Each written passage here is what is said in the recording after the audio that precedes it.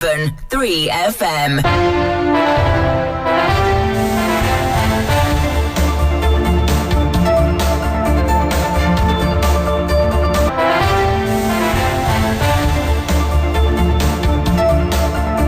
Hello, good afternoon, and welcome to the Midday News on 3 FM 92.7. My name is Beatrice Adu. The news is also live on Kesmi 107.1 FM and across the world at 3news.com. Coming up in the next 30 minutes.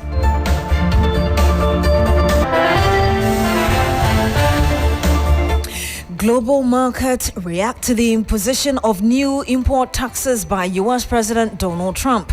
We'll be engaging the expert on implications shortly. Also coming up, 11 suspects arrested in connection with illegal mining activities within the Abuakwa South municipality of the Eastern region. We'll bring you more. And much later, more controversy over Electricity Company of Ghana missing containers as Immediate Powers Managing Director Dubik Mahama questions missing tag, insisting all containers are in the custody of GHPA and Customs.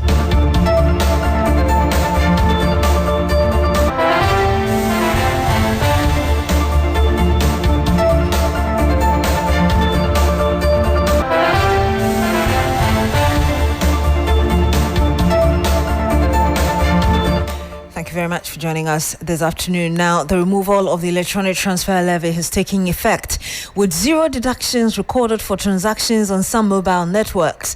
Random checks by 3FM have confirmed that the Ghana Revenue Authority's directive is being implemented. Meanwhile, Telecommunications Group MTN says that it is awaiting a Bank of Ghana regulatory approval before the removal will take effect. Christian Yale has more.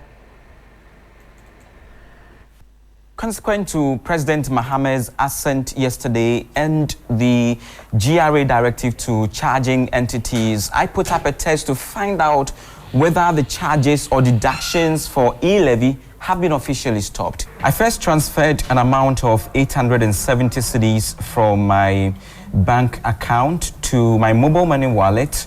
And out of that 870 cedis that I transferred, there was no charge for e-levy. And then a few minutes after midnight on Thursday, I then transferred 869 cedis from my Telecel cash wallet to a mobile money wallet, which also did not attract any e-levy charge. The 2 billion Ghana cedis that government is going to lose will now come to Ghanaians. So in effect, individual Ghanaians who ordinarily would have lost 2 billion Ghana cedis will now retain their 2 billion Ghana cedis. And government that would have gained 2 billion Ghana cedis by way of deductions from Momo transfers. Meanwhile, the CEO of MTN Ghana, Stephen Blewett, has indicated that the network cannot stop deductions until it receives a regulatory approval from the Bank of Ghana. What is clear is that all illegal deductions made after the GRA order will be refunded to affected customers. The reason for repeal is to ensure that there's availability of additional disposable income to households and to reduce the tax burden on individuals. Mr. Speaker, if this is the reason why we are repealing the e-levy, then e-levy is 1%. Why don't we go and repeal VAT, which is about 17%, if we are looking at ensuring that there's disposable income for citizens? The e-levy, which was initially introduced at 1.75% before being revised to 1%, imposed taxes on electronic transactions, including mobile money payment, bank transfers, and inward remittances. It faced huge backlash and opposition from the public, who described it as a burden and failed to raise expected revenue. The repeal of this tax is expected to revitalize the sector, boost digital transactions, and enhance financial inclusion. Christian Yale found that reporting stolen taxes. The U.S. President Donald Trump has announced a shocking 10% minimum baseline tariff for all imports into the U.S., with dozens of countries hit with rates multiple times higher. These new import taxes imposed by President Trump through an executive order have sent economic shock waves around the world, including Ghana. But the United States president believes they are necessary to address trading imbalances and protect American jobs and manufacturing. Let's listen to the American president after he signed the executive order.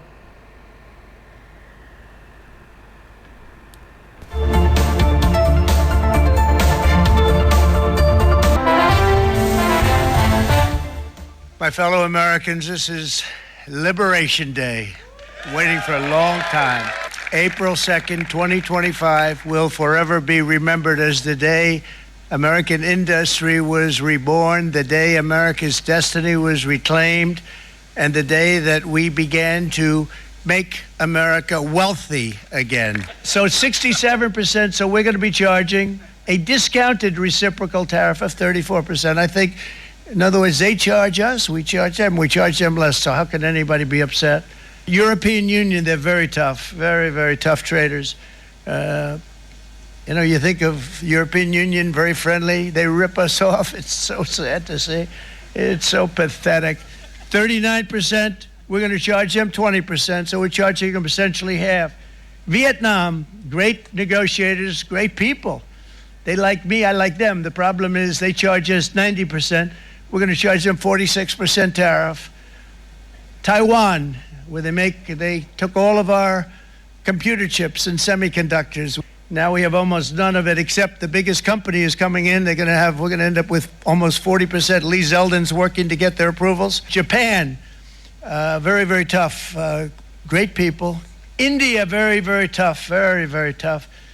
Prime Minister just left, and he's a great friend of mine, but I said, you're a friend of mine, but you're not treating us right. They charge us 52%. You have to understand, we charge them almost nothing for years and years and decades. And it was only 7 years ago when I came in, we started with China and charged them. We took in hundreds of billions of dollars from China. Brazil, 10%, 10%. Bangladesh is 74%. So you see what's going on. Pakistan, 58%. Sri Lanka, 88%. So what we're doing is we're taking not the full, we could take the full 88%. The numbers are so disproportionate, they're so unfair. At the same time, we will establish a minimum baseline tariff of 10%. You notice that on the chart. And that'll be on other countries to help rebuild our economy and to prevent cheating. And you had the U.S. President Donald Trump giving details after imposition of that 10% base tax on import into the U.S. Let me bring you some more. Steel, aluminium articles and autos or auto parts are all under that tax. Also copper, pharmaceuticals, semiconductors, lumber, also bullion, energy products and certain minerals unavailable in the U.S. The also impacts on Ghana's economy, or that 10% on Ghana. Now, total export to the U.S. as at 2024 was about 6.95 billion Ghana cedis. That's 40.7% of North American export. Also, cocoa beans and products, about 3.14 billion Ghana cedis, that represent about 11.5% of total cocoa export. Also, 10% tariff import impact would be 695 million additional costs. That's Ghana cedis, and cocoa export alone will be 314 million in extra tariffs. Now, we're joined by Beatrice Adu. He's an economist and the West Africa Regional Director for COT International. Good afternoon to you, sir. Thank you very much for joining us. Good afternoon, and good afternoon to your listeners of Tariff FM. Now, for years, there have been calls for the deepening of regional integration and trade, and I'm sure you know about this. How does this tariff imposition by the U.S. reignited the need for Africa to take its destiny into its own hands, as it were, moving forward? Okay, I think the tariffs by President Trump is a clear reminder to African countries that if we learn to trade among ourselves, we will not be exposed to unilateral tariffs and other punitive tariffs and other trade barriers. Even when you take tariff aside, sending your goods to the U.S. market, you need to meet certain criteria. For example, when you want to take your cucumber to the European market, the size of it, the length of it, all of those things matters. But if Nigeria is exporting cucumber to Ghana or carrot to Ghana, all those non-tariff measures to trade will not matter. And so I think that this measure by the U.S. president is a clear indication that African countries need to do more to trade among ourselves. Once we trade among ourselves, one, it is cheaper to trade among ourselves. Two, we are also, of course, there are certain goods and services that African countries cannot produce, and so we need to get them from the U.S. market. And of course, even under the AFCFTA, we still need to buy some goods from other countries. So, but if we start to trade more among ourselves, we will reduce our over-reliance on other non-African countries for our goods and services. And I know that even within AFTA, there are some still teething challenges among countries. Not everybody is signed to it, even the regulations and all of that. How do you expect these issues to be dealt with as soon as possible so we are able to benefit from our own market space, as it were, at this critical moment? Of course, Rome was not built in a day. The EU, as we see today, when it started post-World War II, had a lot of teething problems. And so we can't expect the AFCFTA to become perfect overnight. And EU started with less than 10 countries, and AFCFTA is over 50 countries. And getting 50 countries to agree on a trade pact is not an easy thing. Every country is looking for is to make sure that they are able to also fight for their needs, and their wants needs to be factored in. But when Europe started, it was easy for them. And so we should just be diligent and be consistent and commit ourselves to it. There's a saying that every great gain comes to face accompanying pain. So once we work hard, sacrifice our appetite for European goods and Asian goods, and we start trading among ourselves, in the long run, AFCFTA will be successful, and we will not need to import everything that we need from Europe or America or other parts of the world. In the meantime, whilst we try to deal with the teething issues, what do you think can be done immediately to ensure that we still benefit in some way, somehow? Well, so now the tariffs have come, and like it or not, let me answer these questions in the two sides. We have got the supply side and the demand side. The supply side are those who are producing their goods and exporting to other countries. Those who are producing their goods from Africa and they are exporting to Europe and America. Those are the supply side. The demand side are Africans who are also demanding goods from non-African countries. So now for the supply side, for those companies that are supplying goods to Europe and America, for example, I think that they must also be looking into within. We need to start looking into African market to see where we can export those goods. Of course, the trading infrastructure doesn't support trading among Africa, because if you want to ship goods from Accra to, let's say, Cote d'Ivoire, for example, the ship leaves Tamar Port and has to go to Madrid, Spain, before another ship will bring it to Cote d'Ivoire. So you see that all of these trading logistics and infrastructure does not even support intra-African trade.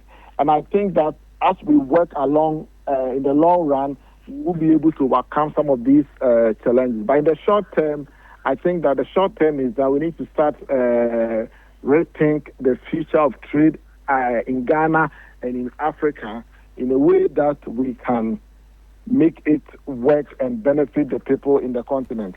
Mr. Kwesi Adu, thank you so much for speaking to us. Thank you very much. And he had there Apia Kwesi Adu. He's an economist and the West Africa Regional Director for CART International.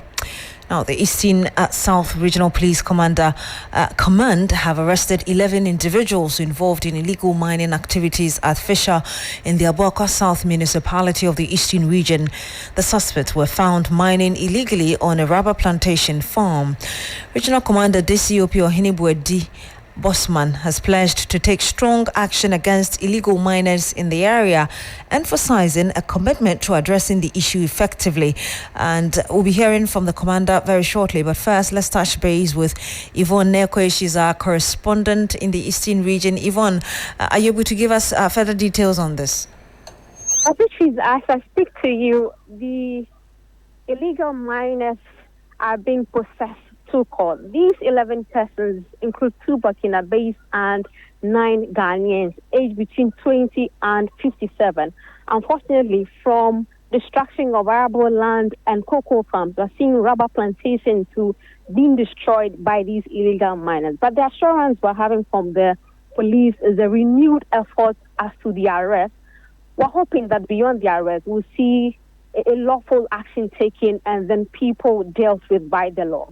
And we know that just in recent times, if I could put it weeks, there have been this renewed arrest spree, as it were. How are people reacting to it generally? Well, for those who are engaged in the illegal mining, it's a bit of worry because that's their business. But for those who are regulators like the police, there are lots of expectations, especially when majority of citizens expect more of them to protect the forest and farmland. And so these are the 2 viewpoints from the citizens in the Eastern region. All right. Thank you very much, Yvonne Nekwe. We can hear the COP Ohini now. My fellow Americans, this is Liberation Day. There were 2 Burkinabe and 9 Ghanaians involved. They are currently in our custody as I speak to you now. We are preparing them for court to face justice. I want to assure the general public and the communities within the Eastern South Command that the Ghana Police Service is resolute in fighting and maintaining law and order in this country. And he had the Eastern Regional Commander, DCOP Ohinibuedi Bosman, speaking to the press earlier. Former Managing Director of the Electricity Company of Ghana, Dubik Mahama, has expressed frustration over not being contacted by the committee investigating the missing containers, despite being mentioned in the report. Speaking on Ghana Tonight, Mr. Mahama responded to some allegations surrounding the missing containers, which contain critical electrical equipment for national power distribution. So the question is, if ECG has failed to clear the containers, is that a good reason to auction the container with no recourse to ECG? Did you write to the GRA? There are letters flying. When I was in office, I know I wrote. And what did the GRA say? I don't have a reply from that. I have checked my documentation. There's no reply from that I can speak to. Look, all I'm trying to say is our approach to the issue is to help the minister find these containers. As I sit here, the committee completed the job without speaking to me. Yet I am named in the committee's report.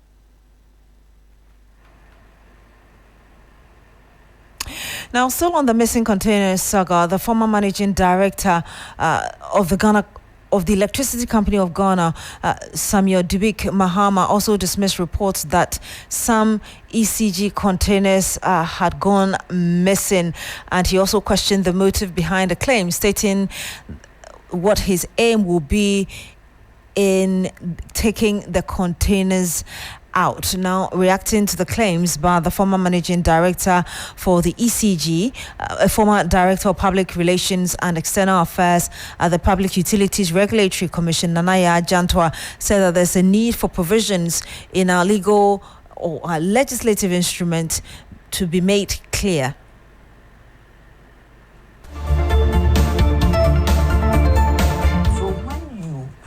These items, didn't you know that you have to clear it from the port? Even if you're going to pay it in tranches, whatever it is, after the clearing from the port, you should have made money available. Why do you leave it there for it to incur the mortgage if there is no cartel that is in the system auctioning these ones and it getting into private hands? Then these people then selling it back to ECG, because I said that in those containers is not chalewate. You don't sell the items in that container. I'm saying that if you buy conductors, you buy cables, specialized cables, you buy even transformers for the LV, the customer side, and they are in these containers. You do not sell them at Makola.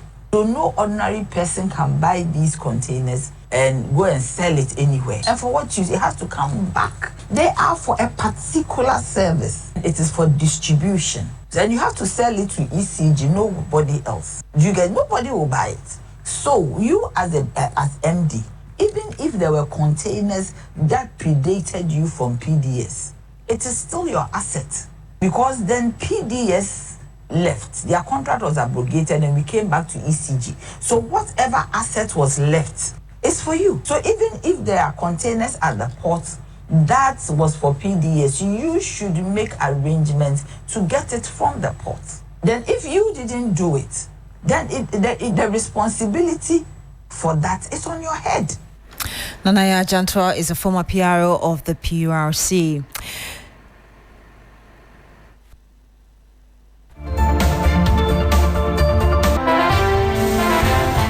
Now, officers of regulatory and law enforcement agencies working in mining areas in the central region are faced with constant threats and danger from illegal miners, making them feel unsafe in their line of duty.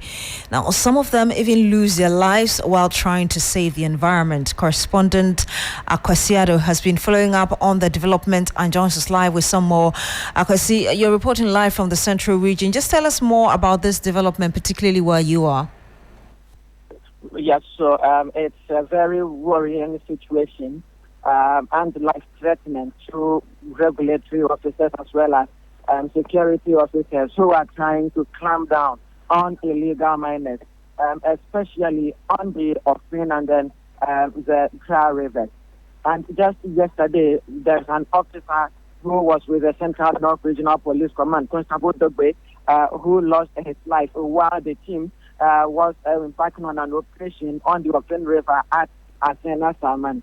There are several and uncountable instances where officers have come under severe threat. Now, in that same area, when you move towards the Dentra area, in the Upper Dentra East municipality, regulatory officers from NADMO and then the EPA are also reporting that mostly when they visit illegal mining sites to check whether they are following regulations or otherwise, they get into trouble with these people who sometimes even attempt to take their lives. In one instance, according to the EPA director in the area, it had to take the intervention of the chairman of the political party to save him and his team from danger. And so they would want authorities to take action, because we know that apart from the police and military, the NADMO and then EPA and others, they do not, carry weapons when they visit these sites to, conduct their official duties. Indeed. So what exactly are they asking as the way to protect them from these attacks, to carry weapons?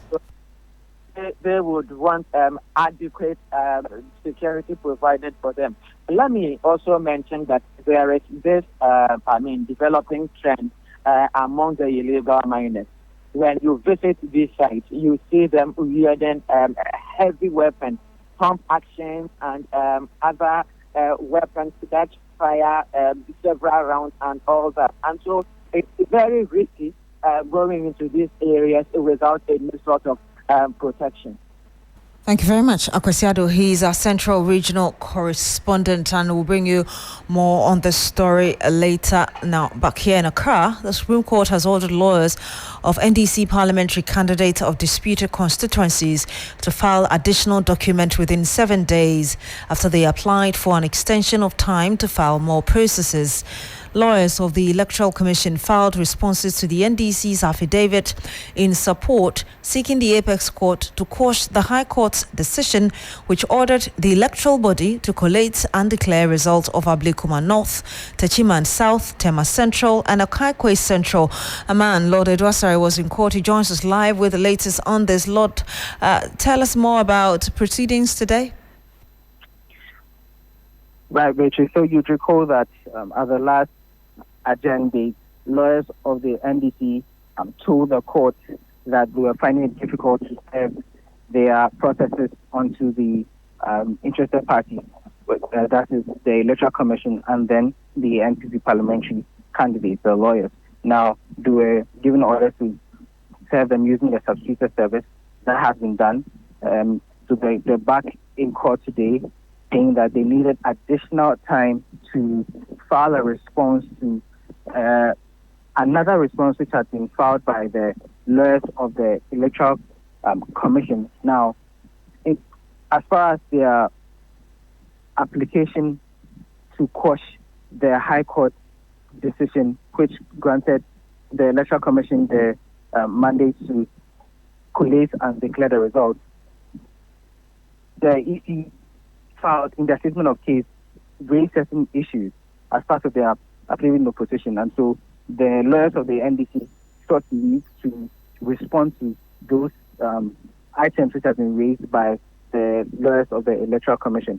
Now, the lead counsel for the Electoral Commission, by name Justin Amenuvo, objected to this application for extension of time because he indicated that his application or his affidavit in opposition was filed somewhere in January, and so the NDC lawyers had ample time, about 2 months to do so, and they refused to do so, and now they are asking for 7 more days to do that. So he wanted the Supreme Court to not grant the application, but after hearing that it was a single justice who sat on the matter, Justice Yao Dakwasari, he granted the application for the NDC lawyers and ordered them to file that submission or that processes that they want to file within 7 days. He actually also ordered the interested parties, the EC and the MPP, to file their responses to the processes that the NDC lawyers would file eventually. Thank you very much, Lord Edwasari. He's our court correspondent. And that's it for the news on 3FM 92.7. My name is Beatrice Adu. Thank you very much for joining us this afternoon. Log on to streetnews.com for more news. Good afternoon.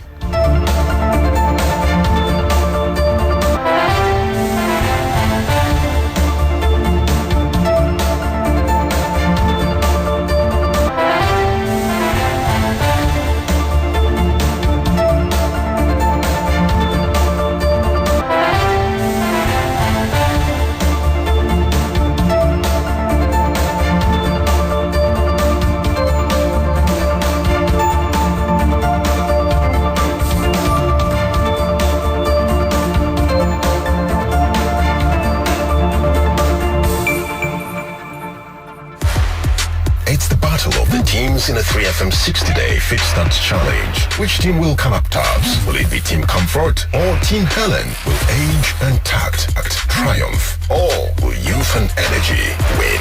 Call or WhatsApp on these numbers: 0532 300 927 or 0532 200 927. Now, to join Team Comfort or Team Helen and enjoy